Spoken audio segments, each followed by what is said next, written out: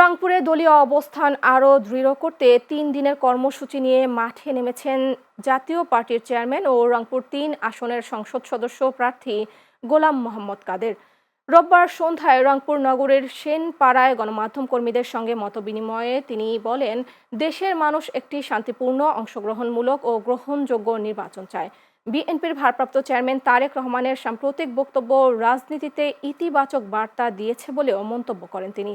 এ সময় জিএম কাদের অভিযোগ করেন, দীর্ঘদিন ধরে জাতীয় পার্টি সরকারের বৈষম্যমূলক আচরণের শিকার এবং নির্বাচন কমিশনের ভূমিকা নিয়েও অসন্তোষ প্রকাশ করেন। তিনি জানান, মনোনয়ন ফর্ম ও কমিশনের নিরপেক্ষতা নিয়ে দলের উদ্বেগ রয়েছে। এর আগে সৈয়দপুর বিমানবন্দরে পৌঁছলে তাকে উষ্ণ অভ্যর্থনা জানান দলীয় নেতাকর্মীরা।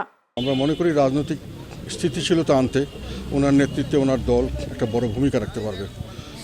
সবচেয়ে বড় দরকার হলো এখন রাজনৈতিকভাবে সহ অবস্থান, হিংসা, মারামারি, কাটাকাটি এগুলো করবো না, সবাই ঐক্যবদ্ধভাবে দেশের জন্য দাঁড়াবো। উনি ওনার প্রথম বক্তব্যে এটা বলেছেন।